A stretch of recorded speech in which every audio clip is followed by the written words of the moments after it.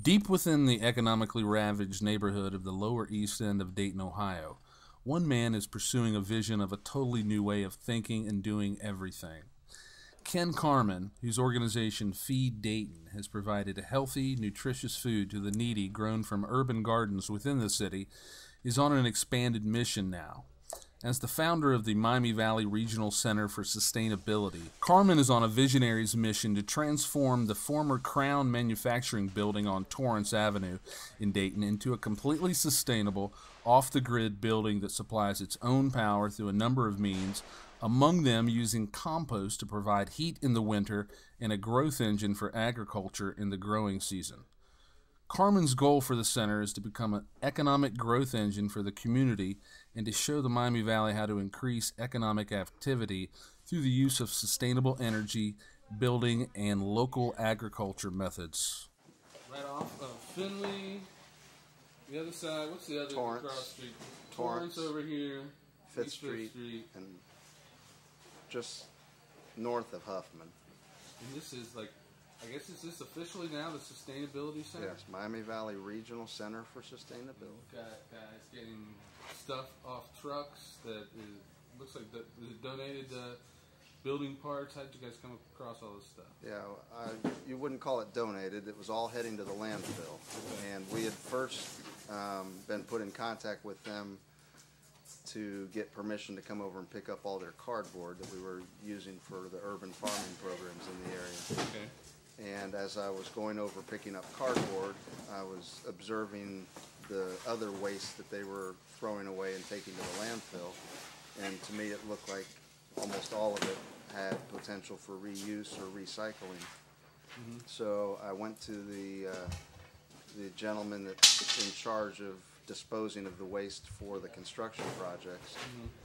And he agreed to begin bringing it over here instead of taking it to the transfer station. Okay. And so we're now bringing it up into the building, sorting it out. Some of it's being used immediately, and the rest of it is being further sorted out to be reused in other projects as they come up. The purpose of the Sustainability Center is to basically inform people and teach people about living in a more practical, resourceful way, utilizing available resources, being more environmentally responsible, being more conservative with our use of energy and different things like that. So the plan for this building is to have different spaces that provide information, have set up demonstrations, and just showing things happening firsthand that relate to sustainable living. And so this waste diversion project that we've started is something that I've been looking for as a way to kind of kick things off and get things off the ground. What I like about this is it demonstrates that a structure like this can be put to very practical economic use without having to spend any money. What we're wanting to do is go off-grid for heat and ultimately, eventually, electricity and water. But heat will be the easiest thing. So I've come up with a 3-segmented heating program for this building, and one of those segments would be to burn wood, but not in a conventional fireplace type situation, but with extremely efficient wood burning methods. One of which would be a rocket stove, and it would be kind of a hybrid between a rocket stove and a masonry heater or a mass heater. How did you guys come upon this place? Well, I live Who owns it? How's that all working out for you? Yeah, I live very close to the building, and even though it had been up for sale for a little while, I just really hadn't paid attention or thought much of it, or really hardly noticed the signs. And one day I was walking down the street, and this phone number staring me in the face just caught my attention, so I called it. And at that time the building was being listed, but one of the numbers on the building was to the former owner. And so when I contacted them, they informed me who the realtor was, and I contacted the realtor, found out who the owner was, and was originally trying to purchase the building. Well, it is currently owned, and at that time it was, by a Christian nonprofit up in Toledo called Retake Your City. Okay. And what they do is they look for buildings that are non-sellable or, you know, in risk of being torn down that they feel have potential value to the community. And they allow the owner of the property to donate it to them so they'll get a tax write-off. And then Retake Your City then tries to find somebody or a group of organizations that can utilize the building in a way that does something productive for the community. Okay. So when I explained to them what I was, you know, wanting to use the building for, and they were pretty excited about it because it fit their mission perfectly. For a while I was trying to put together a way to raise the funds to purchase the building, and you know, they saw that I was struggling with that part of what I was trying to do, and just believed in my vision enough that they finally came to a decision that they would rather take the building off the market, let the public know that it is no longer for sale, and rather, as what they told me is they didn't want me to be burdened with trying to raise funds to purchase the building, that they would rather that I invested all my time and resources into developing the program, and that rather than being an owner trying to sell, they decided that they'd rather team up with me and be part of the development of the sustainability. All systems go. The main thing that yet remains is to get, you know, the local institutions and organizations on board and see the possibilities of what could be done in here without having to spend a whole lot of money. I don't think we're going to hit it this year on the heat, but I think by next winter it's a very reasonable possibility that the building will be generating all of its own heat by next winter. And electric, I would say, would be in the next 2 to 5 years, and water would be pretty soon. So I'd say in the next 2 years or so, we should be able to do the water, because the water, you know, you're basically talking about washing your hands and flushing toilets. Or, well, in fact, we'll have composting toilets. So probably the only primary water use we'll have is just for our different demonstrations and projects that we're doing here, and some of those projects will probably be water purification systems. I think a lot of what's happened in our society is, you know, with the advent of electricity and the changes that brought forth, the different modes of transportation that were developed, what's happened is a lot of processes got caught up in that changeover that didn't necessarily have to.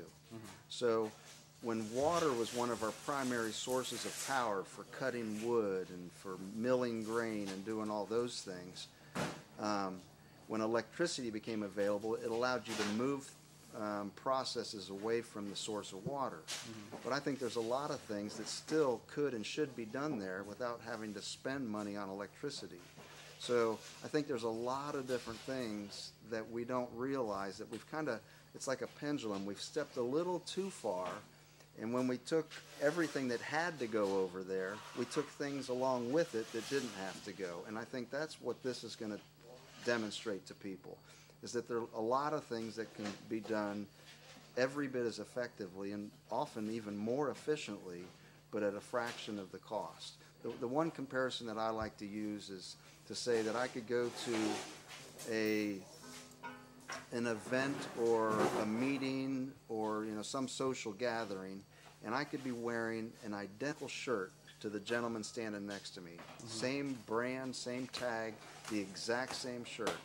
Now, he might have bought his, you know, at one of the fine retailers and paid a premium price, and I could have got mine at a thrift store and paid $1.50 for it. I bought a lot of designer clothing at thrift stores. Right. Well, and so the point is, just because you're resourceful doesn't mean you always have to lower the quality of the product. And that's what I'm trying to get people to see. You can smell the compost a little bit, the wood chips. We've got a trench over here, and we're going to fill the entire trench to the surface and then up the wall. Try to get about 15 feet of wood chips generating significant heat, and if nothing else, at least insulating from the outside air during the winter. Sure. Then in the springtime, when we no longer need the heat, we'll scoop down and take all of that out of there, use it on the urban farming field. So this will have paintings and photographs pertaining to sustainability, but most of it will be work that has been made from reused materials. Okay. So we'll bring in artists who specialize in creating art out of things from the junkyard, or well, yeah, that's a big thing in art. Is it's becoming art brute, outsider art has really green art and taken off in the art world itself. You know. Yeah, I mean, one of my subscriptions in my emails to Recycle Art, or I forget the name of it, but it's all about different ways that people have recycled materials to create artistic expression. Get this thing electrified and heated. Wouldn't everyone want to move in here? Absolutely. They don't have to share the cost of utilities. Days ago, they looked like this. Yeah. Then they were placed in this dirt and were never watered until Monday night, 2 nights ago. So without even watering for the first 6 days, they now look like this 8 days later. Yeah, you got Food for the House of Bread and the Life Enrichment Center, that are feeding people. But definitely, it's on the table, conversation about utilizing this to generate funds for the program. Sure.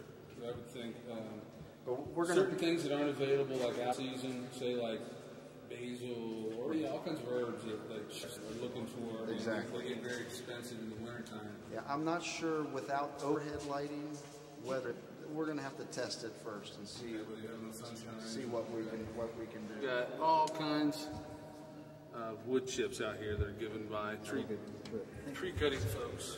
And what are you going to do with the wood chips, Ken?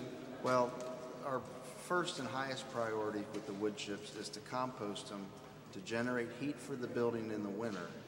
And then by spring, they'll be ready to be used out on the urban farming programs or community beautification projects. Okay. So it's a perfect situation where we can load up, you know, the heat source in the fall, extract the heat all winter long, and when we no longer need the heat, the material's ready to use in the community.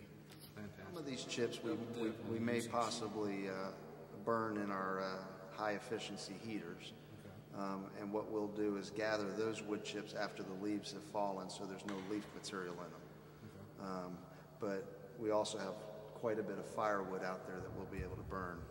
It's not going to be seasoned for this year. It'd be more efficient to burn it next year, which is why we'd rather consider burning wood chips this year, because it'll get seasoned at a much faster rate.